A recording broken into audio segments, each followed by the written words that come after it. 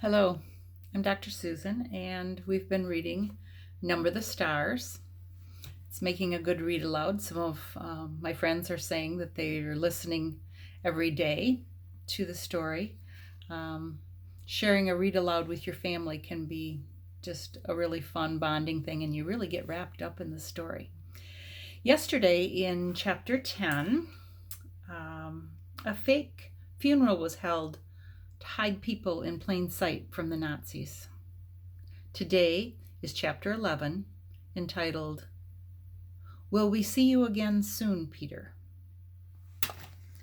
Chapter 11. Anne-Marie blinked. Across the dark room, she saw Ellen too peering into the narrow wooden box in surprise. There was no one in the casket at all. Instead, it seemed to be stuffed with folded blankets and articles of clothing. Peter began to lift the things out and distribute them to the silent people in the room. He handed heavy coats to the man and wife, and another to the old man with a beard. "It will be very cold," he murmured. "Put them on." He found a thick sweater for Mrs. Rosen and a woolen jacket for Ellen's father. After a moment of rummaging through the folded things, he found a smaller winter jacket and handed it to Ellen. Anne-Marie watched as Ellen took the jacket in her arms and looked at it. It was patched and worn. It was true that there had been few new clothes for anyone during the recent years, but still, Ellen's mother had always managed to make clothes for her daughter, often using old things that she was able to take apart and refashion in a way that made them seem brand new. Never had Ellen worn anything so shabby and old. But she put it on, pulled it around her, and buttoned the mismatched buttons. Peter, his arms full of the odd pieces of clothing, looked toward the silent couple with the infant. "I'm sorry," he said to them. "There's nothing for the baby." "I'll find something," Mama said quickly. "The baby must be warm." She left the room and was back in a moment with Kirsty's thick red sweater. "Here," she said softly to the mother. "It will be much too big, but that will make it even warmer for him." The woman spoke for the first time. "Her," she whispered. "She's a little girl. Her name is Rachel." Mama smiled and helped her direct the sleeping baby's arms into the sleeves of the sweater. Together, they buttoned the heart-shaped buttons. How Kirsty loved that sweater with its heart buttons, until the tiny child was completely encased in the warm red wool. Her eyelids fluttered, but she didn't wake. Peter reached into his pocket and took something out. He went to the parents and leaned down toward the baby. He opened the lid of the small bottle in his hand. "How much does she weigh?" Peter asked. "She was 7 pounds when she was born," the woman replied. "She's gained a little, but not very much. Maybe she weighs 8 pounds now, no more." "A few drops will be enough then. It has no taste. She won't even notice." The mother tightened her arms around her baby and looked up at Peter, pleading. "Please, no," she said. "She always sleeps at night. Please, she doesn't need it. I promise she won't cry." Peter's voice was firm. "We can't take a chance," he said. He inserted the dropper of the bottle into the baby's tiny mouth and squeezed a few drops of liquid onto her tongue. The baby yawned and swallowed. The mother closed her eyes. Her husband gripped her shoulder. Next, Peter removed the folded blankets from the coffin one by one and handed them around. "Carry these with you," he said. "You will need them later for warmth." Anne-Marie's mother moved around the room and gave each person a small package of food. The cheese and bread and apples that Anne-Marie had helped her prepare in the kitchen hours before. Finally, Peter took a paper-wrapped packet from the inside of his own jacket. He looked around the room at the assembled people now dressed in the bulky winter clothing and then motioned to Mrs. Rosen, who followed him to the hall. Anne-Marie could overhear their conversation. "Mr. Rosen," Peter said, "I must get this to Henrik, but I might not see him. I am going to take the others only to the harbor, and they will go to the boat alone. I want you to deliver this without fail. It is of great importance." There was a moment of silence in the hall, and Anne-Marie knew that Peter must be giving the packet to Mr. Rosen. Anne-Marie could see it protruding from Mr. Rosen's pocket when he returned to the room and sat down again. She could see, too, that Mr. Rosen had a puzzled look. He didn't know what the packet contained. He hadn't asked. It was one more time, Anne-Marie realized, when they protected one another by not telling. If Mr. Rosen knew, he might be frightened.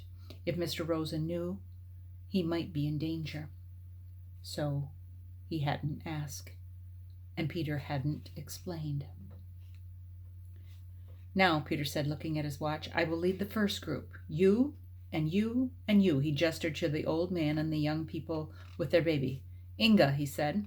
Anne-Marie realized that it was the first time that she had heard Peter Nielsen call her mother by her first name. Before, it had always been Mrs. Johansson, or in the old days during the merriment and excitement of his engagement to Lise, it had been occasionally Mama. Now it was Inga. It was as if he had moved beyond his own youth and had taken his place in the world of adults. His mother nodded and waited for his instructions. You wait 20 minutes and then bring the Rosens. Don't come sooner. We must be separate on the path so that there is less chance of being seen. Mrs. Johansson nodded again. Come directly back to the house after you have seen the Rosens safely to Henrik. Stay in the shadows and on the back path. You know that, of course. By the time you get the Rosens to the boat, Peter went on, I will be gone. As soon as I deliver my group, I must move on. There's other work to be done tonight. He turned to Anne-Marie.